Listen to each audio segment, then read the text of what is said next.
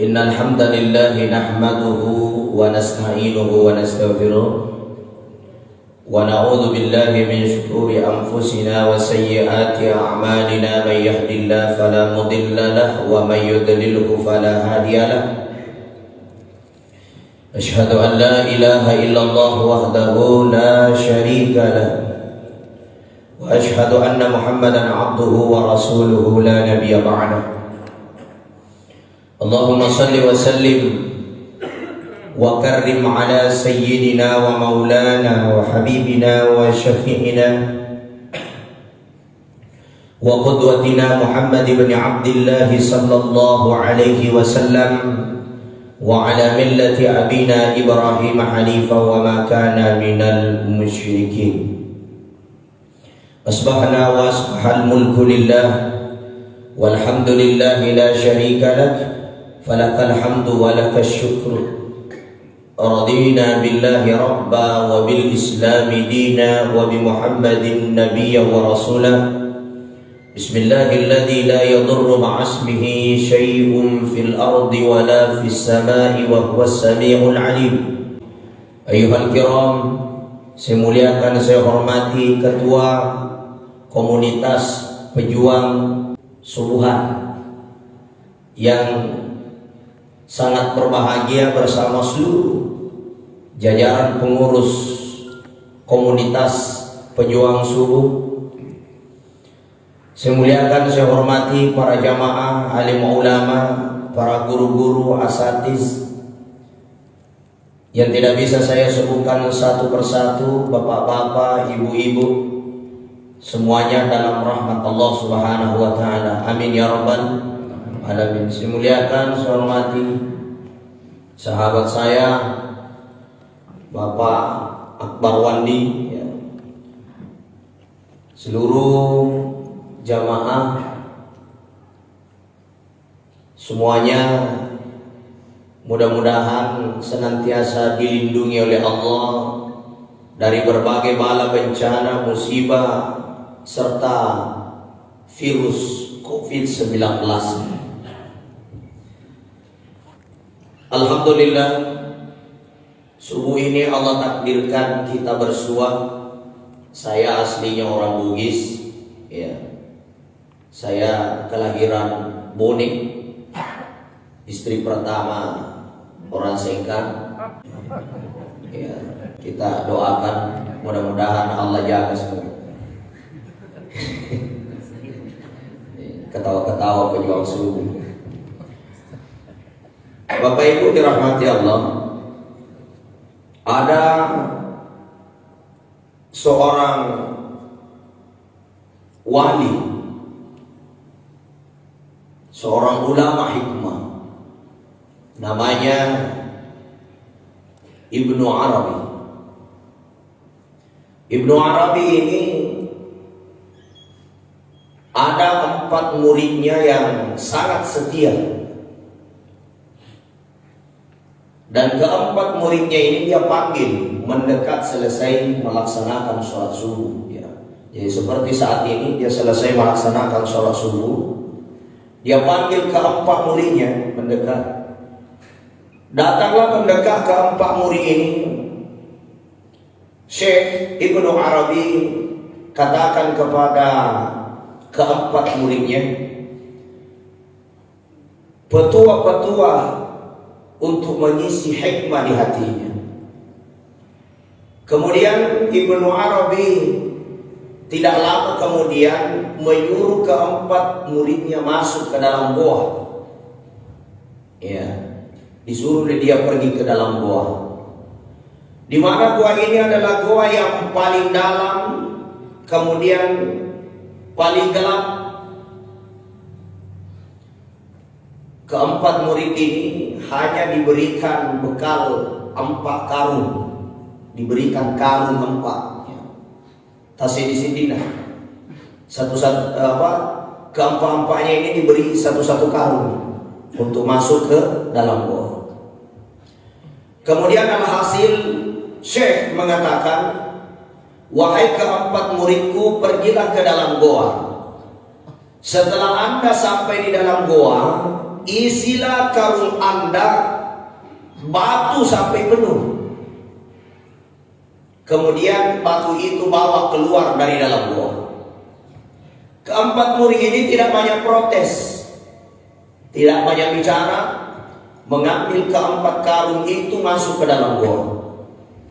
Sampai di dalam gua, keempat murid ini berbeda fikir, berbeda logika. Murid yang pertama, dia bilang begini, buat apa kita ambil batu di sini? Nah banyak batu di luar, jama-jama ada sih, nampak gua guru teh. Akhirnya murid yang pertama ini tidak ambil apa-apa, tidak mengambil batu, pokoknya nanti bawa di karuna, dia cuma bawa itu karung masuk ke dalam gua. Murid yang kedua berpikir, siapa tahu ada manfaatnya ini batu. Akhirnya dia mengambil satu batu saja, dia isikan karungnya. Siapa tahu ada manfaatnya, ambillah satu saja. Murid yang ketiga, dia mengambil batu setengah karung, dia isi karungnya itu setengah. Dia bilang, siapa tahu ini mempunyai hikmah yang besar, ya isi saja ini karung batu sampai setengah. Kemudian alhasil murid yang keempat mengisi karungnya penuh. Akhirnya dia ditertawai. Kenapa? Karena dia susah membawa itu karung keluar dari dalam gua. Kemudian keempat murid ini keluar dari dalam gua sampai di depan Syekh Ibnu Arabi. Dia keluarkan isi karungnya semua. Setelah dia keluarkan ini isi karung, jemaah dirahmati Allah, ternyata isinya karung itu adalah bongkahan-bongkahan emas. Ulah mana di sini. Akhirnya keempat murid ini menyesal. Murid yang pertama mengatakan, andainya saya tahu di dalam gua itu adalah emas, tentu saya mengisi karung ini. Dia paling menyesal, Pak. Kenapa? Karena dia tidak mengisi karungnya dengan batu yang ternyata isinya adalah emas. Murid yang kedua juga menyesal. Wih, andainya saya tahu emas, bukan cuma satu ambil, ya, saya ambil penuh ini karung.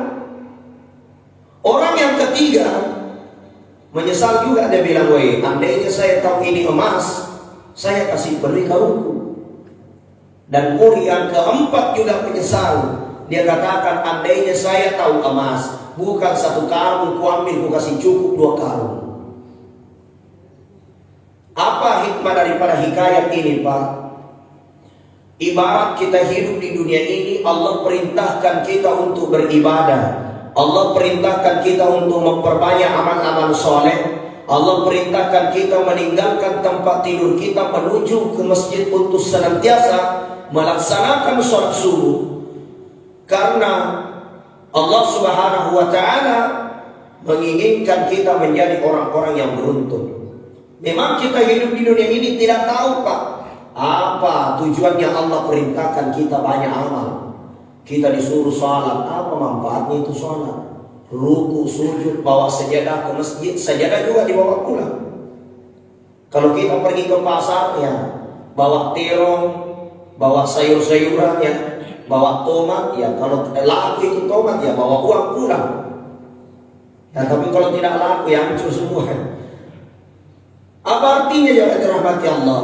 Ibadah ini enggak jelas apa hasil yang kita dapat. Kita disuruh puasa, kenapa mesti kita buat diri kita ini lapar-lapar saja, ya? Sedangkan kita ini banyak makanan di sekeliling kita. Buat apa lagi bikin diri lapar-lapar? Kita disuruh sedekah, kita disuruh mengeluarkan zakat. Buat apa dikeluarkan zakat, kan? Kita yang capek-capek, susah lelah mencari harta, berjuang siang malam, malah mau dikeluarkan lagi. Untuk apa? Ini adalah ibarat orang yang pertama, Pak. Mereka masuk ke dalam gua tidak mengambil apa-apa. Kenapa? Dia berpikir, apa manfaatnya mau ambil batu? Namanya di batu di luar. Tipe manusia yang pertama, ada orang yang beribadah, hidup di dunia ini, Pak. Berpikirnya, buat apa sholat, buat apa zakat? Mas sampaya mati mato, dinas sampaya mati mato. Pernah dengar begitu, Pak? Ya, pada mau sholat di meninggal juga, tidak sholat meninggal juga, banyak amal meninggal juga, tidak banyak sedekah meninggal juga. Ya, buktinya ada orang banyak sholatnya, banyak ibadahnya, sakit tonji. Nah, ini adalah tipe orang yang pertama. Mereka tidak melihat apa-apa sehingga keimanannya itu mengikuti logikanya. Orang yang kedua, ada orang hidup di dunia ini, ya sholat ji, dia beribadah ji, dia laksanakan perintah-perintah Allah, akan tetapi asal-asalan saja. Ya, sholatnya 1 kali seminggu, hari Jumat saja. Ya, itu pun kalau khutbah orang kadang cuma merokok saja di luar. Nanti masuk masjid kalau sudah qamat, ya sudah beri salam, assalamualaikum, assalamualaikum, paling cepat lompat keluar. Nah, ini ibarat orang yang kedua, Pak. Ya, dia masuk dalam gua, ya mungkin ada manfaatnya di batu, ambil satu saja. Ini pun nanti akan menjadi hamba Allah yang sangat menyesal. Orang yang ketiga, ada orang hidup di dunia ini tipenya, dia beribadah hanya memenuhi kewajiban. Sholat 5 waktu dilakukan, puasa dilakukan, zakatnya dikeluarkan, hanya sekedar memenuhi kewajiban. Nah, seperti orang yang mengisi karungnya dengan batu setengah tadi itu. Ini pun penuh dengan penyesalan, Pak. Dan tipe orang yang keempat, ia memperbanyak ibadah, melaksanakan perintah-perintah Allah sesuai dengan perintah Allah. Dia kasih penuh ini karungnya dengan batu. Ya, ini ibaratnya dia beribadah di dunia itu betul-betul sami'na wa ata'na atas perintah Allah. Dia laksanakan, dia taati, dia patuh. Ini pun menyesal, Pak. Dia bilang, andainya ku tahu tidak kulewatkan semua waktuku kecuali hanya untuk berzikir kepada Allah Subhanahu wa ta'ala. Maka semua manusia yang hidup di dunia ini, Pak, semua akan kembali kepada Allah dengan penyesalan. Cuma tipe kita berbeda-beda. Mudah-mudahan kita bukan tipe orang yang pertama tadi, yang penyesalannya paling besar karena dia tidak membawa apa-apa kecuali kerugian. Dan inilah manusia yang paling celaka. Di dalam Al-Quran Allah panggil seluruh manusia, fa'aina tazhabun, kemana kalian hendak pergi? Tentu orang beriman memahami hal itu. Semua kita menuju pada satu titik. Sebanyak apapun harta, setinggi apapun jabatan, dimanapun kita Allah posisikan, mau kaya mau miskin, berliku-liku bagaimanapun perjalanan hidup kita, pasti kita semua menuju kepada satu alam. Hatta zurtumul makabir, kita semua menuju ke alam kubur. Semua kita ini calon-calon yang akan menuju ke alam kubur. Mungkin besok lusa di antara kita sudah ada yang meninggal, Pak. Bulan depan tidak ada yang tahu, bapak-bapak dulu, ibu-ibu dulu. Ya, di antara kita di sini masih ada kita bersua, tidak tahu nyawa ini kapan Allah akan panggil. Bisa saja ustaz dulu baru kita, bisa juga bapak-bapak dulu baru ustaz. Tapi kalau ada bayi-bayinya, ya duluanlah kita, di belakang ustaz. Ya, tapi ini manusia paling cerdas, kata Nabi, itu adalah aksiru bizikril maut, orang yang banyak-banyak mengingat kematian. Itulah manusia yang paling cerdas.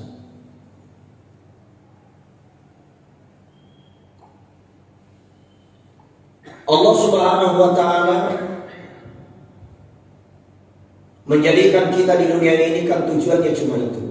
Wa ma khalaqtul jinna wal insa illa liya'budun. Kata Allah, saya tidak menciptakan bangsa jin, bangsa manusia kecuali hanya untuk liya'budun, mengabdi, menyembah kepada Allah. Tugas kita ini, Pak, bagaimana memperbanyak ibadah, bagaimana menjauhi apa yang Allah larang di waktu yang tidak lama. Kenapa tidak lama? Karena ada batasan yang Rasulullah berikan kepada kita. A'maru ummati baina sittina ila sab'in. Umur umatku itu ada di antara 60-70 tahun. Kita hidup di sini, Pak, ini cuma 60-70 tahun, Pak. Kalau lebih, tidak banyak lebihnya. Bahkan kalau umur kita sudah 60 tahun, apalagi mau dipikirkan, Pak? Ya, kalau sudah 60 tahun, banyak-banyak bisa jadi ibadah, zikir. Kalau sudah 60 tahun, pinggang sudah mulai sakit, leher sudah tegang, tensi darah sudah mulai naik. Ya, walaupun bagaimana banyaknya uang, kalau sudah 60 tahun umur, mau makan coto juga, dokter bilang, maaf pengaji, jangan makan coto, tinggi kolesterol. Mau makan manis-manis, maaf pengaji, jangan coba-coba makan yang manis-manis, tinggi gulatan. Coba, apa paling boleh kumakan namanya jiwaku? Apa yang dimakan ayam tak itu yang boleh dimakan. Tinggal jagung saja boleh dimakan dulu banyak-banyak kok aja itu.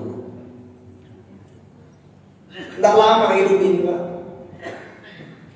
Dan yang paling penting kita sadari, semua yang ada di dunia ini, kullu man 'alaiha fan, wa yabqa wajhu rabbika dzul jalali wal ikram. Segala yang ada di dunia ini fana, sebentar saja, tidak lama. Wa yabqa wajhu rabbika dzul jalali wal ikram, yang kekal abadi hanya Allah Subhanahu wa ta'ala. Hakikat dunia itu sebentar saja, Pak. Semua akan kita tinggalkan. Semua yang ada di dunia hukumnya hanya hak pakai saja. Saya ulangi lagi, semua yang ada di dunia, Pak, semua hukumnya hanya hak pakai saja. Hak pakai. Allah beri mobil untuk dipakai saja. Allah berikan pakaian, bahkan istri hanya hak pakai, Pak. Ya, kalau sampai di rumah nanti sampaikan kepada istri, wahai istriku, tujuanmu di dunia hanya hak pakai saja. Kalau kita meninggal dunia, ya dipakai lagi oleh tetangga. Kalau dia dinikahi sama tetangga, betul tidak? Semua pakai saja. Rumah kita, lantai 1, lantai 2, lantai 3, semua akan kita tinggalkan. Dan manusia yang paling beruntung adalah manusia yang menjadikan kecintaannya, menjadikan hatinya hanya bergantung. Walladzina amanu asyaddu hubban lillah. Kecintaannya itu digantungkan hanya untuk Allah Subhanahu wa ta'ala. Dia mencintai harta, mencintai istri, mencintai anak-anak, semua hanya menjadi fasilitas untuk menjadi hamba yang dekat dengan Allah Subhanahu wa ta'ala. Bapak Ibu yang hadir, tidak boleh juga kita menilai manusia hanya berdasarkan penampilannya saja. Karena untuk mencapai kebahagiaan dunia dan akhirat, Rasulullah memberikan kita petuah 3 rahasia. Pertama, ikhlasun niyyah fi kulli amal. Hati kita ini dijaga niatnya. Hati kita ini dijaga lurusnya niat untuk Allah. Itu tujuannya, Pak. Kalau mau bahagia. Orang sholat, orang puasa, orang zakat, orang datang pengajian subuh, kalau niatnya bukan karena Allah, kosong nilai di sisi Allah. Kita melihat Ada orang sampai jam 7 pagi setelah sholat subuh menangis-nangis berdoa. Kita lihat, weh, ahli ibadah ini, pasti dia masuk surga ini. Belum tentu, bisa saja dia menangis-nangis dalam masjid karena banyak sekali utangnya. Iya, ada penagih selalu datang di rumah, jadi dia tidak tinggal ke masjid. Allah mati, bukan karena dia ahli ibadah, tapi mungkin karena dia dililit masalah. Kita melihat orang pakai baju kaos-kaos, duduk-duduk di kafe, ya, minum kopi. Kita bilang, nagala ni pengaruh linos tase kafe maninan ruang. Bisa saja dia minum kopi di kafe, tapi hatinya berzikir kepada Allah. Hatinya senantiasa mengingat kepada Allah. Wa aina ma kuntum, kemanapun kamu berada, di tempat manapun kamu berada, la yazkurunallah, tapi engkau tidak mengingat Allah, engkau tidak berzikir kepada Allah, la'anahumullah wal malaikat yajma'in, maka sebenarnya engkau berada di tempat yang mana Allah menurunkan laknatnya kepadamu dan laknat-laknat para malaikat. Tapi di mana-mana tempat, mau di rumah, mau di sawah, hati kita senantiasa berzikir kepada Allah, ingat kepada Allah. Justru itulah yang membawa keberuntungan kepada kita. Mau di sawah, mau di jalan, mau di kantor, tidak dibatasi. Bahkan Syaikhul Iskandari mengatakan, 1 detik saja, 1 detik Pak, kita lupa kepada Allah, itu bisa menjadi penyesalan besar di sisi Allah Subhanahu wa ta'ala. Dan zikirnya orang-orang yang ma'rifah, mengenal Allah Subhanahu wa ta'ala, itu lebih mulia daripada ibadah 1000 tahun Pak. Dalam satu hadis yang diriwayatkan oleh Said Al-Khudri, ada seorang ahli ibadah sholat lail sepanjang malam. Kemudian ada ahli zikir, ahli ilmu, ahli hikmah tidur. Apa kata Nabi? Ibadahnya orang yang sholat itu tidak ada nilainya dibandingkan tidurnya orang yang berzikir ini. Sekali lagi, kenapa? Karena banyak orang yang ibadah bukan mengingat Allah, tapi merasa lebih mulia daripada orang lain. Dia sholat, bangun sholat tahajud, saya saja yang bangun sholat di kampung ini, jelas bisa ayah di surga di sini Pak. Malah dia sombong di hadapan Allah. La yadkhulunal jannah, la yadkhulul jannah man kana fi qalbihi mithqala dzarratin min kibri. Kata Nabi, sebanyak apapun ibadahnya, bila kesombongan ada di hatinya, la yadkhulul jannah, tidak ada tempatnya dalam surga. Itu yang mendasari riwayat itu Pak. Maka yang harus kita bangun semangat ibadah kita tanpa merasa lebih mulia daripada orang lain. Ya. Allah bisa merubah orang yang penuh dengan kemaksiatan menjadi orang yang dekat dengan Allah. Dan Allah bisa menjadikan ahli-ahli ibadah menjadi penduduk neraka. Maka ahli ibadah tidak boleh menjadi orang sombong, dan ahli maksiat tidak boleh putus asa. Itu konsepnya. Saya ingin menceritakan seorang hafiz Quran, namanya Ibnu Muljam. Ibnu Muljam ini adalah salah seorang sahabat Nabi Pak. Hafiz Quran pertama kali yang mencetak alumni hafiz Quran di Jazirah Arab. Sampai di Madinah, Makkah, bahkan sampai di Mesir Pak. Pencetak hafiz Quran pertama itu namanya Ibnu Muljam. Ibnu Muljam ini bersama sahabat-sahabat yang lain, Imam Ali, Umar bin Khattab, Abu Bakar As-Siddiq, ini semua para sahabat Nabi. Suatu ketika Ibnu Muljam ini merasa dirinya tidak dispesialkan oleh Nabi, karena pada saat itu Imam Ali yang diangkat sebagai khalifah. Ibnu Muljam ini para ahli ibadah, tahajudnya 40 rakaat setiap malam, sholat berjamaah yang tidak pernah ditinggalkan. Dan lebih hebatnya lagi Pak, Ibnu Muljam ini hafiz Quran. Sementara sholat orang Pak, Imam Ali sementara sujud, di sujud terakhirnya Imam Ali datang Ibnu Muljam memenggal lehernya Imam Ali karramallahu wajhah, menantunya Rasulullah. Imam Ali itu meninggal dunia dalam sholat, sedang sujud, dipenggal lehernya. Siapa yang menggal? Orang kafir? Bukan Pak. Yang memenggal lehernya Imam Ali ahli ibadah, hafiz Quran. Wal'ayazubillah.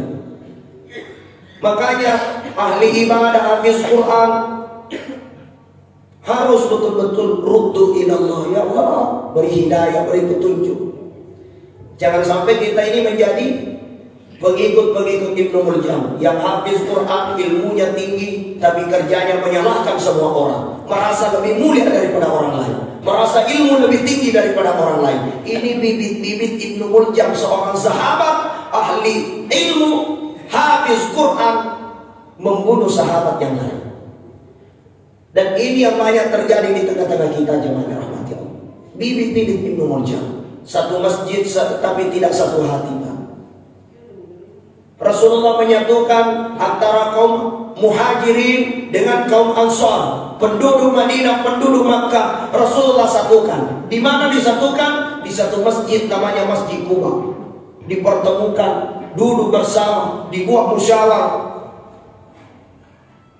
Kenapa Rasulullah menginginkan persatuan umat, wahdatul ummah? Wa'tasimu bihablillahi jami'an wa la tafarraqu. Berpegang teguh kepada Allah, berpegang teguh kepada ajaran Allah, berpegang teguh di tali-tali Allah. Wa la tafarraqu, jangan bercerai-berai. Jangan sampai ini Pak, kita menjadi bibit-bibit Ibnu Muljam. Sama-sama sholat, hanya perbedaan satu tinggi celananya, satu rendah celananya, tidak pernah baku omong. Tapi saya kira di kampung kita tidak ada begitu Pak di sini. Sama-sama sholat, hanya perbedaan satu kunut, satu tidak kunut, saling mencela Pak. Sama-sama sholat, satu yang mau merapatkan saf, satu tidak suka disentuh kakinya. Akhirnya orang minggirkan kakinya, didekatkan lagi, minggirkan kakinya, didekatkan lagi. Orang minggirkan kakinya, didekatkan lagi. Akhirnya diinjak kakinya. Bertengkar dalam masjid. Mungkin orang tidak suka disentuh kakinya. Kenapa lagi kena asam urat? Tidak suka disentuh kakinya, kebetulan kakinya ini ada luka. Orang tidak suka disentuh kakinya karena kemungkinan tidak biasa, tidak khusyuk dia rasa kalau disentuh kakinya. Jadi kalau orang mendekatkan kaki, kita dekatkan kaki, orang minggirkan, jangan dekatkan 2 kali, 3 kali. Anda harus mengerti. Mungkin dia tidak merasa enak kalau disentuh kakinya. Makanya dalam mazhab Imam Asy-Syafi'i, kalau tidak bisa dirapatkan kaki, cukup mangkibin bimangkibin, bahu dengan bahu. Selalu ada solusi yang diberikan. Begitu para ulama fikih memberikan toleransi.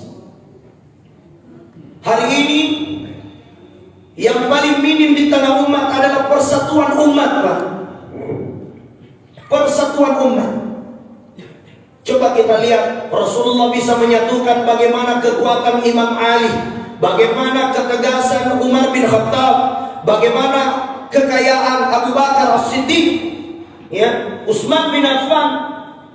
Semua mampu Rasulullah satukan dari karakter-karakter yang berbeda.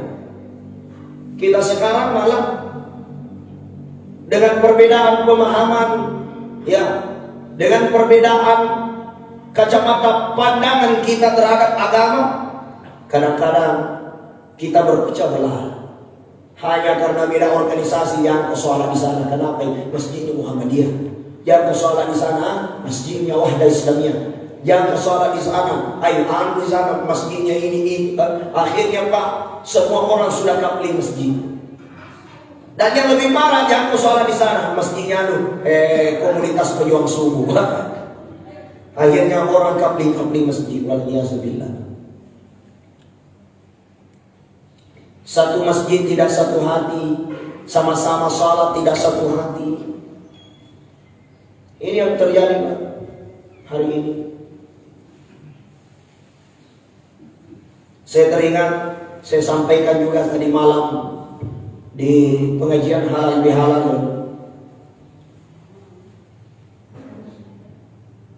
Tahun 2019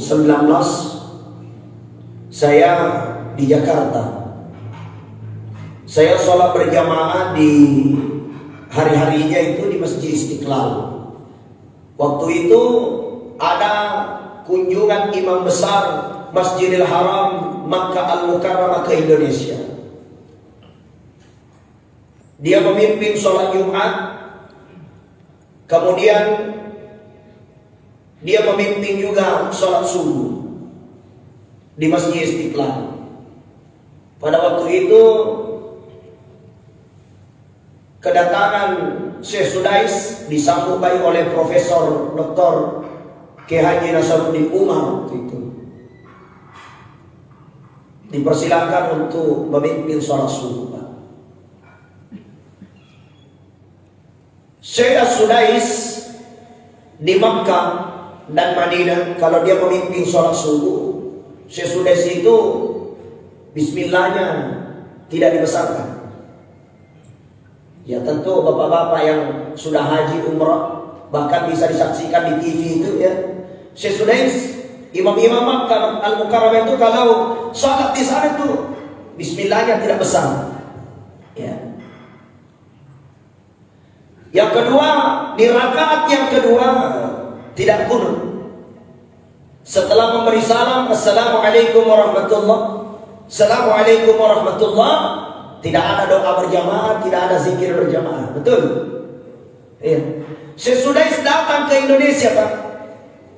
Dipersilakan memimpin sholat subuh. Di rakaat dalam sholatnya surah Al-Fatihah baca bismillah dengan besar. Bismillahirrahmanirrahim. Masih ada di YouTube itu, Pak. Cari Syekh Sudais memimpin sholat Jumat, besarkan bismillah. Pada saat memimpin sholat subuh, bismillahnya dibesarkan. Rakaat kedua Syekh Sudais kunut. Setelah Assalamualaikum warahmatullah, Assalamualaikum warahmatullah, Syekh Sudais zikir berjamaah dan berdoa berjamaah. Setelah itu dia bersalaman dengan seluruh jamaah-jamaah yang hadir di Istiqlal waktu itu. Kenapa Syekh Sudais di Indonesia kunut, di Saudi tidak kunut? Di Indonesia besarkan bismillah, di Saudi tidak besarkan bismillah. Ini imam besarnya Masjidil Haram, pusat daripada ibadah kiblat manusia, umat beriman. Kunut, Pak, besarkan bismillah di Indonesia. Kenapa? Itulah yang disebut dengan tawazu. Itulah yang disebut dengan tawassut. Itulah yang disebut dalam agama tasamuh, toleransi. Kita bukan imam Masjidil Haram, cuma baru belajar, Pak, di sana. Kadang-kadang cuma belajar di Jakarta, kuliah 3 tahun, kajian 2 bulan. Pulang ke Indonesia orang tuanya salah semua. Tidak mau kunut, tidak mau besar bismillahnya, tidak mau berdoa berjamaah, bersalaman, tidak mau cium tangan, orang tua bid'ah. Waliyahzubillah. Pulang ke Indonesia semua orang salah, Pak. Imamnya Masjidil Haram masuk ke Indonesia, besarkan bismillah. Dia masuk ke Indonesia, orang besarkan bismillah, salah semua. Ada nggak begitu, Pak? Minimnya toleransi, menghargai perbedaan. Ilmu kita berapa, Pak? Wa ma utitum minal ilmi illa qalila. Sadari ini, Pak, Allah katakan tidak kutitipkan ilmu kepadamu kecuali sangat sedikit saja. Maka di ogi esilallo tesirapi. Orang itu ada yang Anda pahami, saya tidak paham, ada yang saya pahami, Anda tidak memahami. Dalam ilmu agama pun seperti itu. Maka saling menghargai, saling menghormati. Saatnya wahdatul ummah, kembali kita bersatu, saling menghargai, saling menghormati. Karena perbedaan itu wajib ada, Pak. Pasti ada perbedaan di antara kita, tapi bukan menjadikan perbedaan untuk saling menyalahkan, menjadikan perbedaan untuk saling bertikai, berbeda organisasi. Karena yang paling susah hari ini, Pak, saling menghargai dari perbedaan organisasi. Kadang-kadang kita berada dalam satu komunitas, dalam satu kelompok, dalam satu organisasi, kita menyalahkan organisasi yang lain, dijelek-jelekkan kelompok-kelompok yang lain. Ini, Pak, mari berpegangan tangan menyambut kematian yang indah. Karena banyak orang yang selalu berpikir bagaimana hidup enak, tapi tidak pernah berpikir bagaimana mati enak. Maka mari kita ini, Pak, sambut kematian yang indah. Bagaimana caranya? Hidupkan sholat subuh berjamaah. Kenapa? Sholat subuh berjamaah ada legalitas dari Nabi. Rak'atani qabla al-fajr khairum minad dunya wa ma fiha. Jauh lebih baik daripada dunia beserta isinya. Ini cara-cara menyambut kematian yang mulia, Pak. Karena ini adalah jalan satu-satunya, al-mautu bab. Jalan satu-satunya yang setiap bernyawa pasti melewati jalan itu. Nggak ada jalan untuk tidak lewat di situ. Orang kena corona, orang tidak kena corona, orang kaya, orang miskin, orang punya banyak hutang, tidak punya hutang, pasti lewat semua di situ. Kalau kita pergi merantau jauh-jauh, masih bisa berpikir merantau ke Malaysia tidak enak di Malaysia, balik ke Indonesia. Kita pergi ke daerah mana saja kita kurang enak di sana, ya balik di kampung lagi.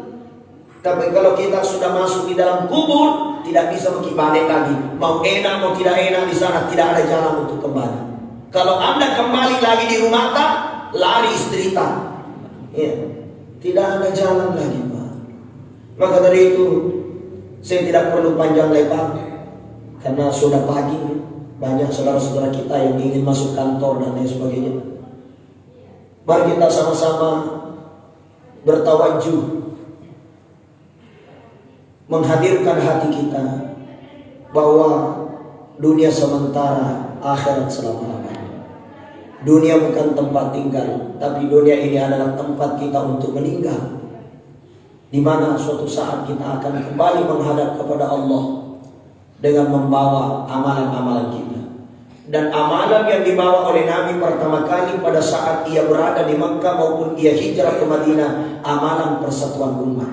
Masuk di Makkah, Rasulullah mengajarkan kalimat la ilaha illallah agar seluruh masyarakat Makkah bersatu, satu Tuhan, satu Nabi, satu kitab suci yang menjadi rujukan, sehingga persatuan di Makkah itu terbangun. Hijrah ke Madinah, Nabi bangun masjid untuk apa? Menyatukan umat dari Makkah dan Madinah, kaum muhajirin, kaum ansar. Bagaimana ia bersatu dalam masjid? Tempat persatuan yang paling besar adalah masjid, Pak. Di dalam masjid orang jabat tangan, orang duduk bersama, ruku bersama, sujud bersama. Kenapa persatuan kita kurang? Karena nanti kita berkumpul pada saat kampanye, bagi-bagi sarung, bagi-bagi gula, tidak pernah datang berkumpul di masjid. Persatuan hilang. Maka dari itu hidupkan ini, saling menghargai, saling menghormati. Allah Subhanahu wa Ta'ala akan menurunkan rahmatnya, dan semoga kita semua kembali kepada Allah nantinya radiyatan mardiyah, dalam keadaan ridho dan diridhoi oleh Allah, dan kita semua dipanggil oleh Allah, fadkhuli jannati, masuklah semuanya ke dalam surga. Amin ya rabbal alamin. Inilah yang saya sampaikan, mohon maaf atas segala kekurangan. Wabillahi taufiq wassa'adah. Hadanallahu wa iyyakum ila sabilis salam. Assalamualaikum warahmatullahi wabarakatuh.